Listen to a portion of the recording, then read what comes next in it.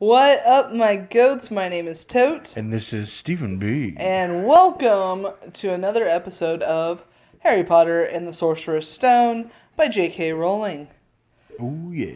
Oh, yeah. So you remember which chapter we're on? Chapter 8 or 7. Or? Alright, we just read The Sorting Hat. We did. So we're on the Potions Master.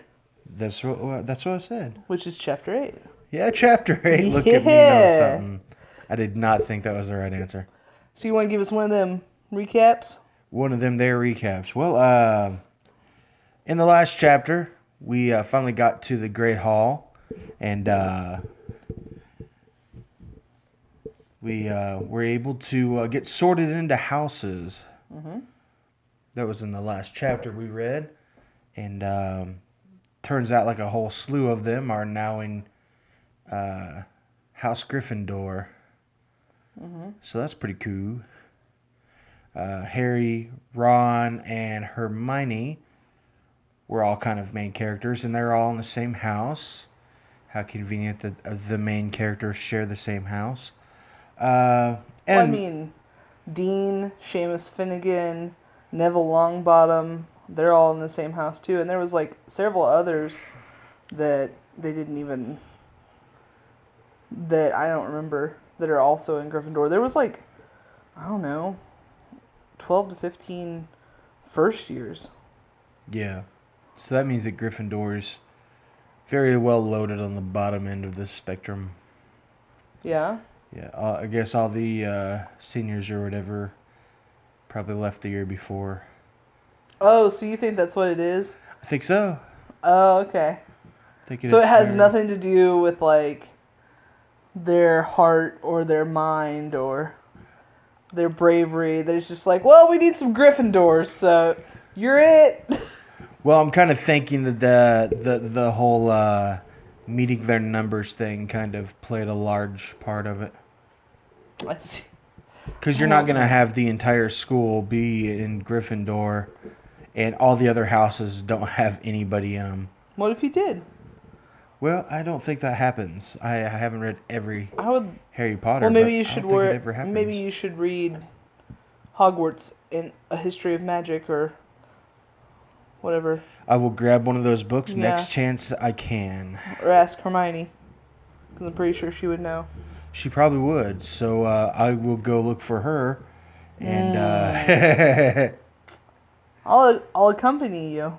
I'll chaperone, if you will. I was kind of hoping that would just be. Yeah, I know you were. I know what you were hoping. I know what's going on here. All right, there's the cover art for this one. As you can see, Chapter 8, The Potions Master. Ready to dive on in? Yeah, Potion Master. I'm hoping that this is us finding out about one of the classes and kind of learn a little bit about how to do classes at Hogwarts. All right. So I hope they don't spend too much time explaining how the classes go, but I would kind of like to know what a day-to-day looks like a little bit. All right. There, look. Where? Next to the tall kid with the red hair.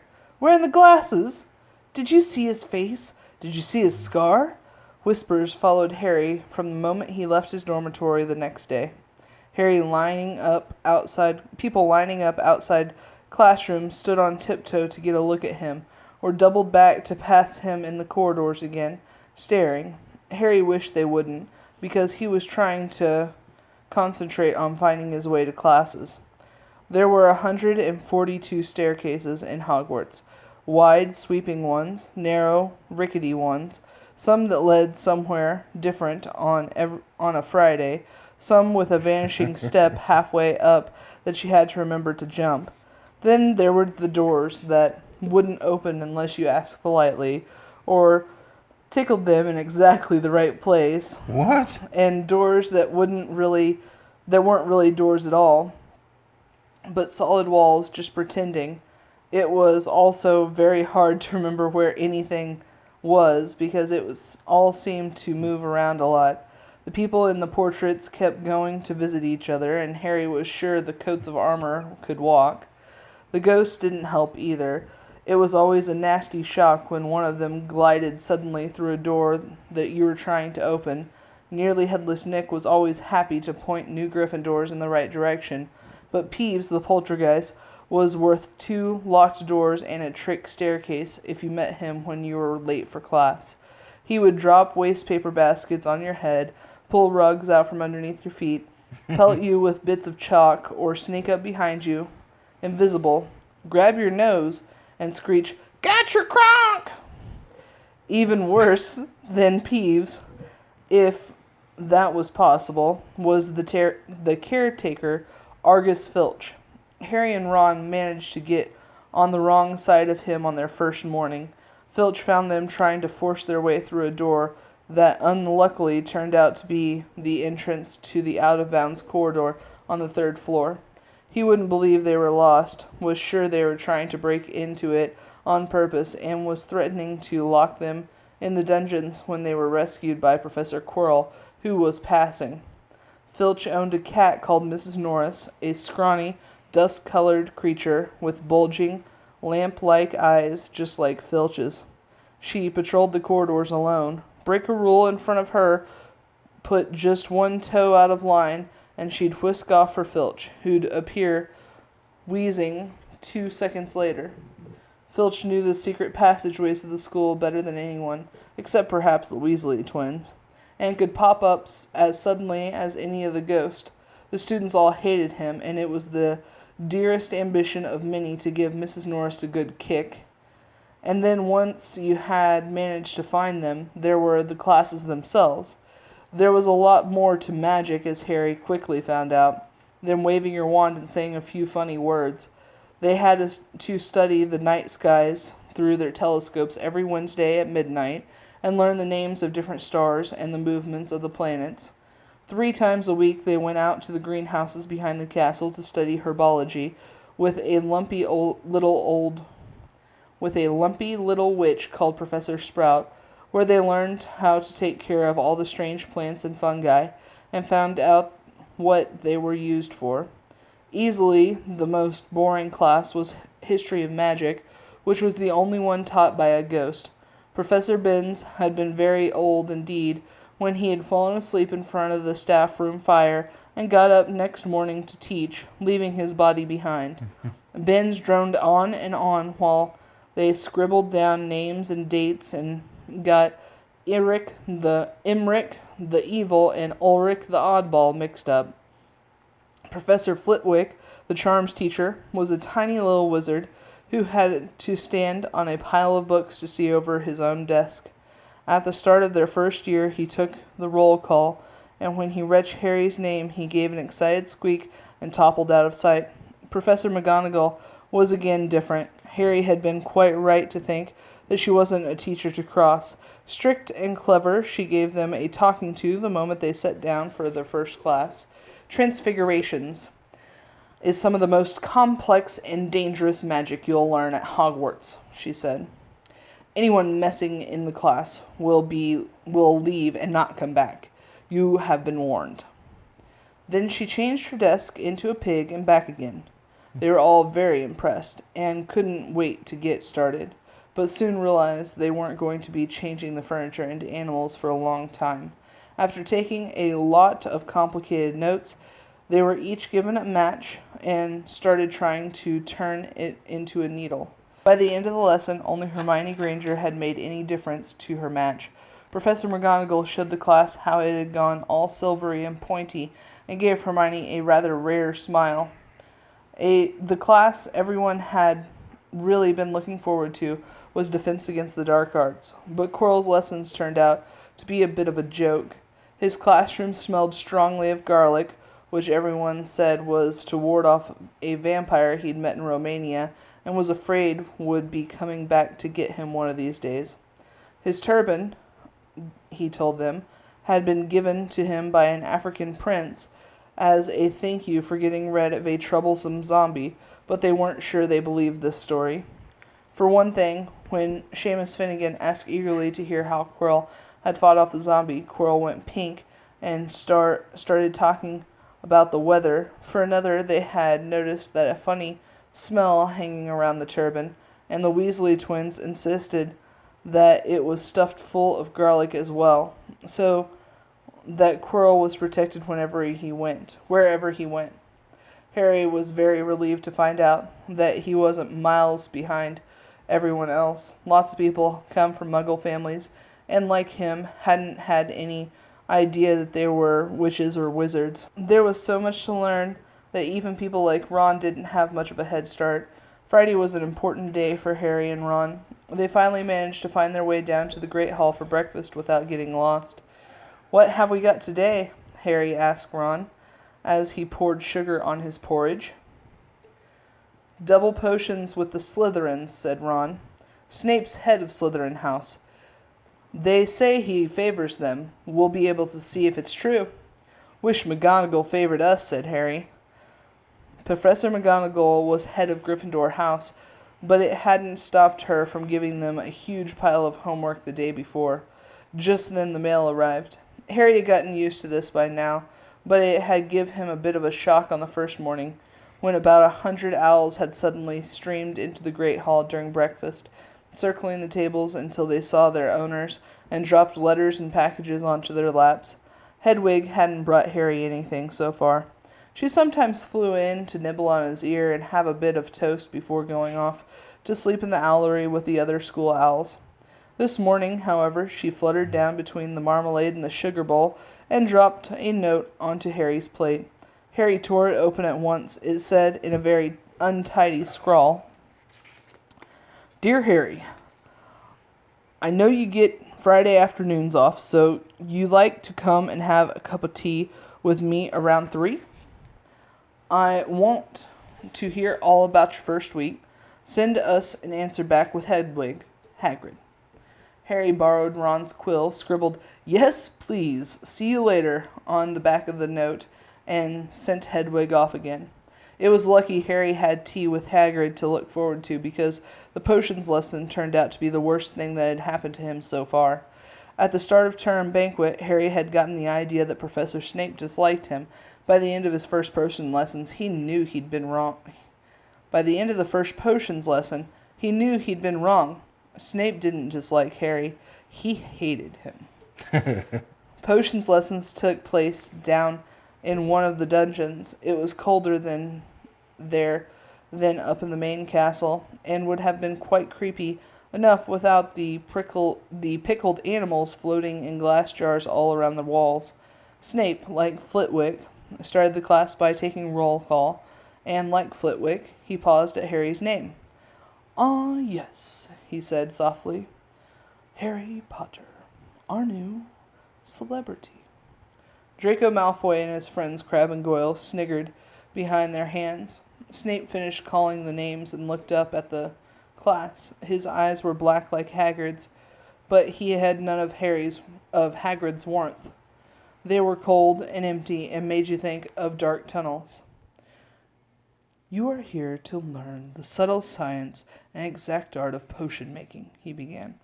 He spoke in barely more than a whisper, but they caught every word. Like Professor McGonagall, Snape had the gift of keeping a class silent without effort.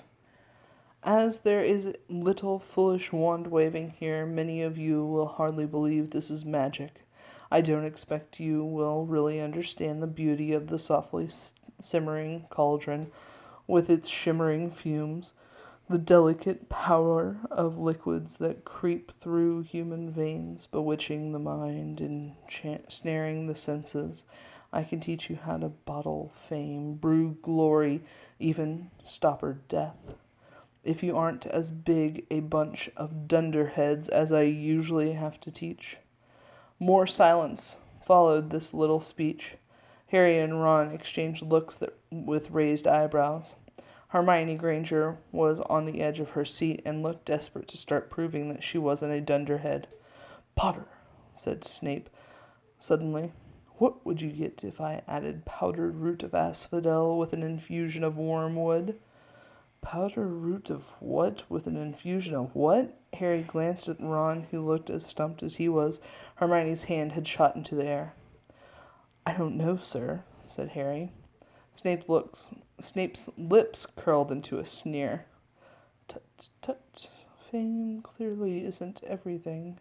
He ignored Hermione's hand. Let's try again, Potter. Where would you look if I told you to find me a Bezoar? Hermione stretched her hand as high into the air as it would go without her leaving her seat, but Harry didn't have the faintest idea what a Bezoar was. He tried not to look at Malfoy, Crabbe, and Goyle, who were shaking with laughter. I don't know, sir. Thought you wouldn't open a book before coming, eh, Potter? Harry forced himself to keep looking straight into the cold eyes. He had looked through his books at the Dursleys, but did Snape expect him to remember everything in 1,000 magical herbs and fungi? Snape was still ignoring Hermione's quivering hand. What's the difference, Potter, between monk's hood and wolfsbane? At this, Hermione stood up, her hand stretching towards the dungeon ceiling. I don't know, said Harry quietly. I think Hermione does, though. Why don't you try her? A few people laughed. Harry caught Seamus's eye, and Seamus winked. Snape, however, was not pleased. Sit down, he snapped at Hermione. For your information, Potter, Asphodel and Wormwood make a sleeping potion so powerful it is known as the Draught of Living Death. A Bezoar is a stone taken from the stomach of a goat, and it will save you from most potions. As for monk's hood and wolfsbane, they are the same plant, which also goes by the name of aconite.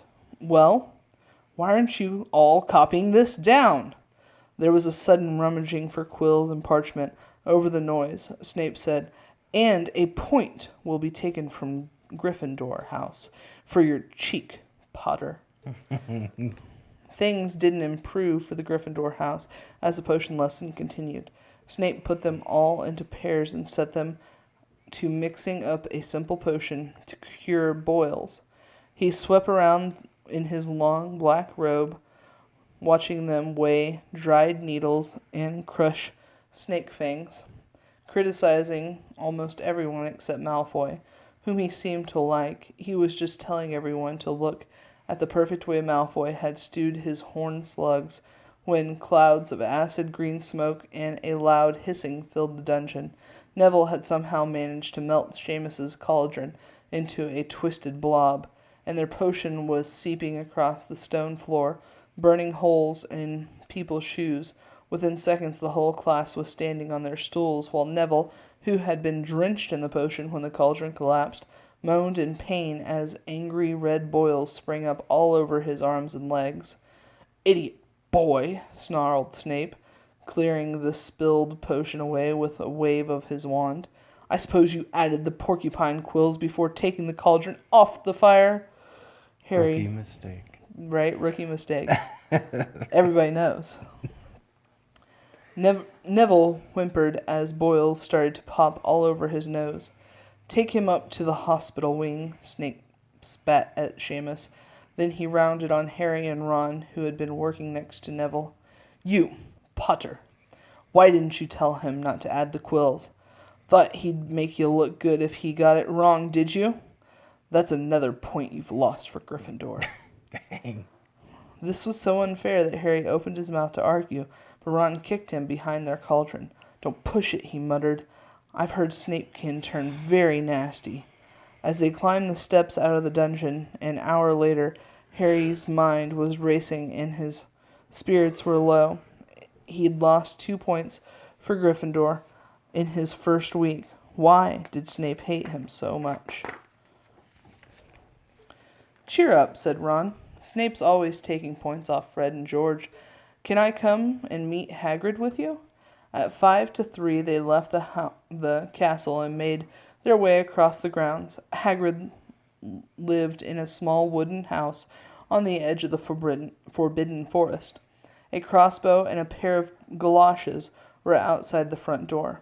When Harry knocked, they heard a frantic scrambling from inside the house, and several booming barks. Then Hagrid's voice rang out, saying, Back! Fang, back! Hagrid's big, hairy face appeared in the crack as he pulled the door open. Hang on, he said. Back, Fang! He let them in, shrugging to keep a hold. He let them in, struggling to keep a hold on the collar of an enormous black boarhound. There was only one room inside.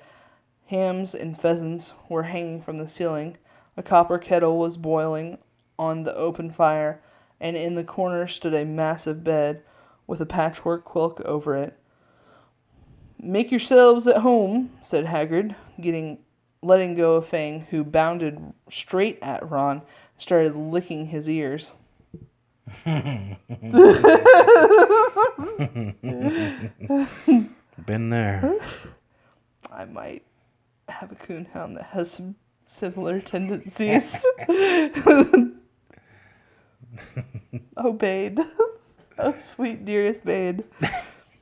I read this book and I was like, look, I need you to channel your inner Fang. And he was like, I'll do it. He gave me that look that he does, and he saluted me with his paw. "Make yourselves at home," said Hagrid, letting go of Fang, who bounded straight at Ron and started licking his ears. Like Hagrid, Fang was clearly not as fierce as he looked. "This is Ron," Harry told Hagrid, who was pouring boiling water into a large teapot and putting rock cakes onto a plate. "Another Weasley, hey?" said Hagrid, glancing at Ron's freckles. "I spent half me life chasing your twin brothers away from the forest." The rock cakes were shapeless lumps with raisins that almost broke their teeth, but Harry and Ron pretended to enjoy them as they told Hagrid all about their first lesson. Fang rested his head on Harry's knee and drooled all over his robes. Wow. Harry and Ron were delighted to hear Hagrid call Filch "that old git." And as for that cat, Mrs. Norris, I'd like to introduce her to Fang sometime. Do you know, every time I got up to the school, she follows me everywhere. Can't get rid of her. Filch puts her up to it. Harry told Hagrid about Snape's lesson. Hagrid, like Ron, told Harry not to worry about it, that Snape liked hardly any of the students, but he seemed to really hate me. "Rubbish," said Hagrid. "Why should he?" Yet Harry couldn't help thinking that Hagrid didn't quite meet his eyes when he said that. "How's your brother Charlie?" Hagrid asked Ron. "I liked him a lot. Great with animals." Harry wondered if Hagrid had changed the subject on purpose. While Ron told Hagrid all about Charlie's work with dragons, Harry picked up a piece of paper that was lying on the table under the tea cozy. It was a cutting from the Daily Prophet. "Gringotts break-in, latest. Investigations continue into the break-in in Gringotts on 31st of July, widely believed to be the work of a dark wizard or witch unknown. Gringotts goblins today insist that nothing had been taken. The vault that was searched had, in fact, been emptied the same day, but we're not telling you what was in there, so keep your noses out of it if you know what's good for you," said a Gringotts spokesgoblin this afternoon. Harry remembered Ron telling him on the train that someone had tried to rob Gringotts, but Ron hadn't mentioned the date. "Hagrid," said Harry, "that Gringotts break-in happened on my birthday. It might have been happening while we were there."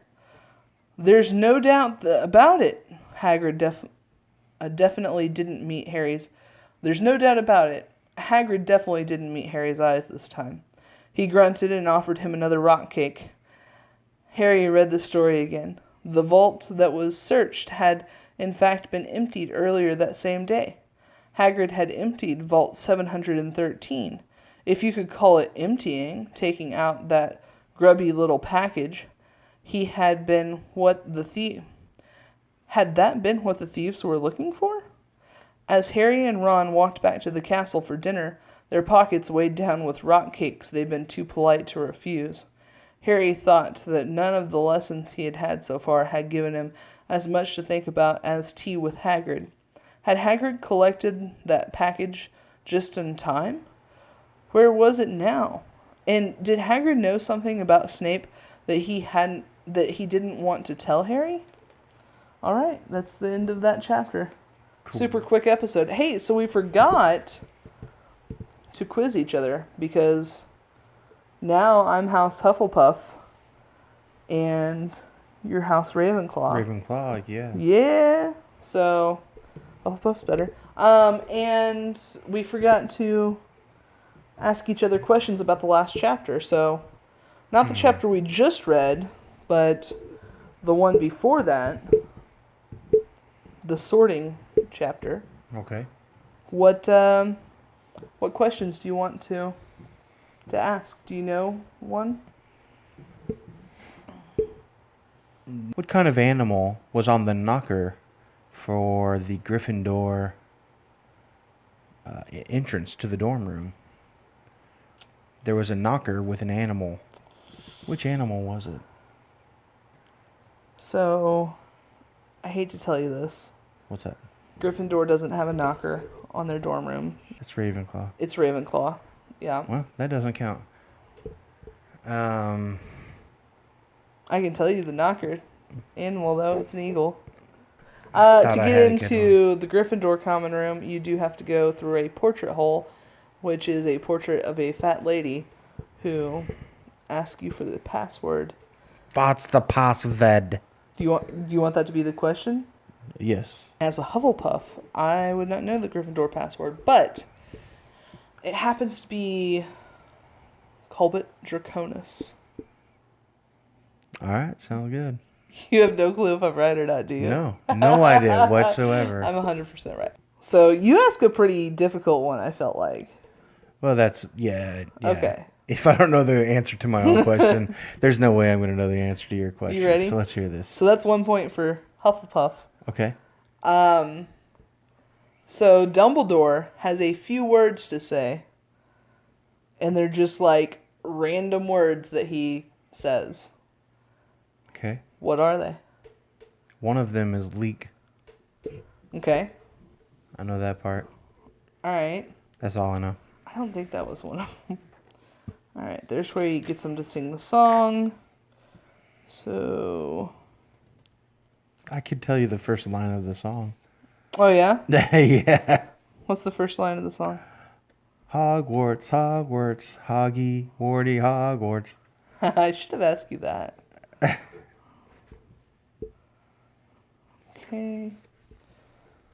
Okay, here we go.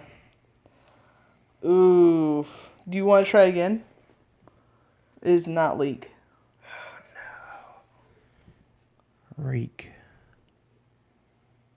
Seek? No. Peak. It's not.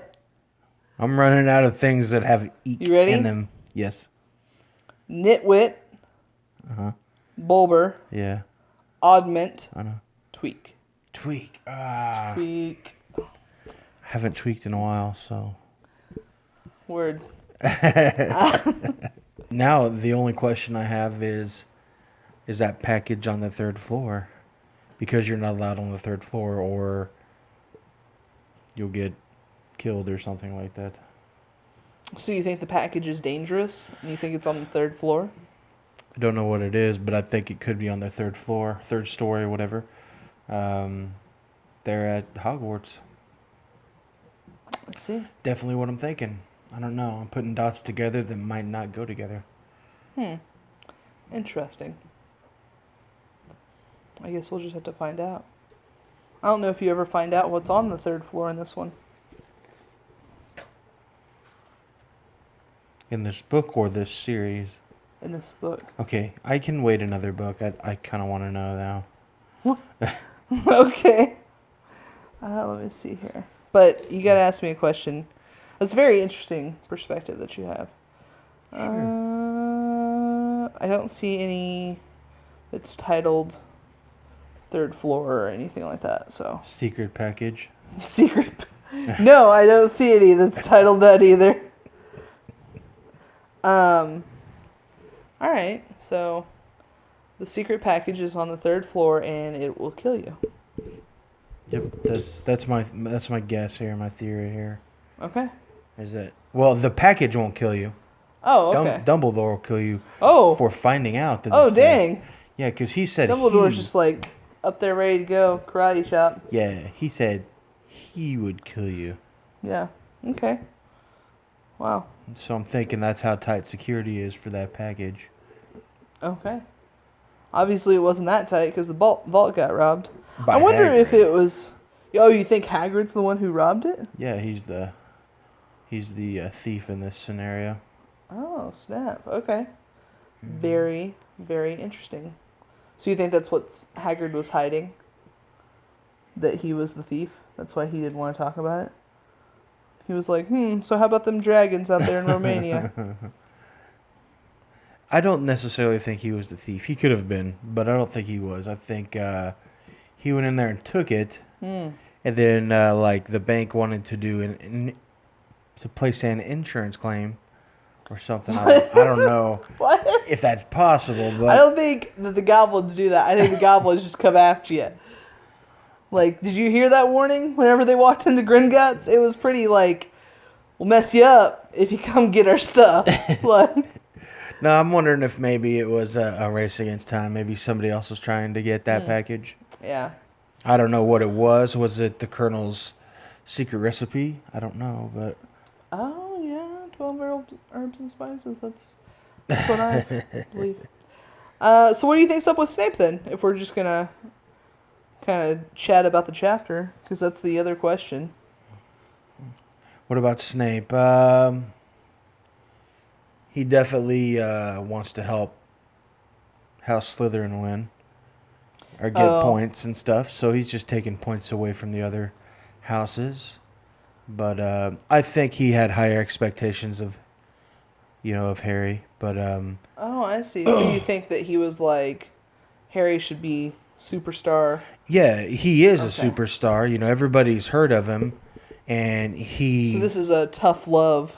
Well, this is I wonder if because he took down the baddest dude there was, and so if you're his teacher, you're expecting him to be able to do some miraculous things, Okay. know, and so I think this is partly a little bit of tough love, but maybe even a little bit of Snape was let down by Harry's lack of knowledge before Okay. school.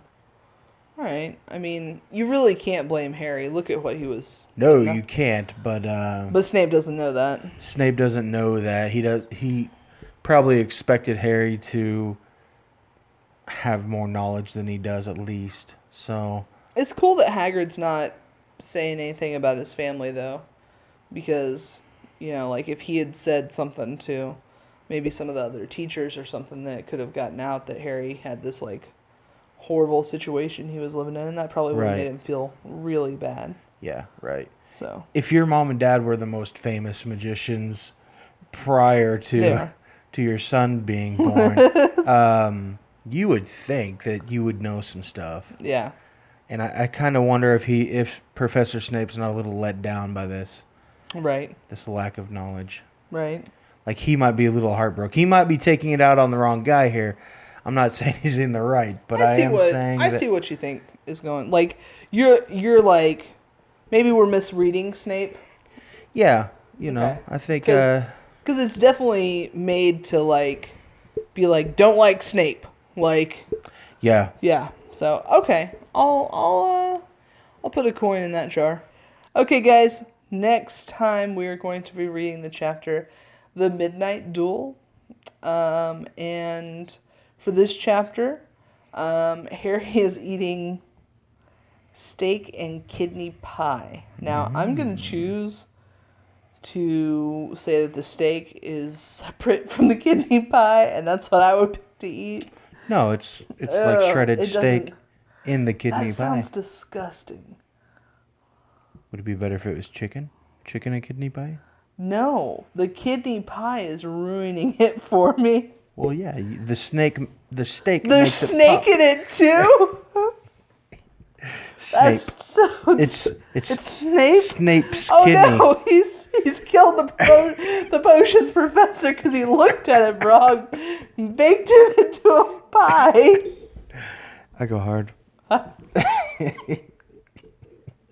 Oh my gosh. Okay, guys. That's all we got for you today. I know it was a little bit short of a video, but that's okay. The next one will definitely be a long one.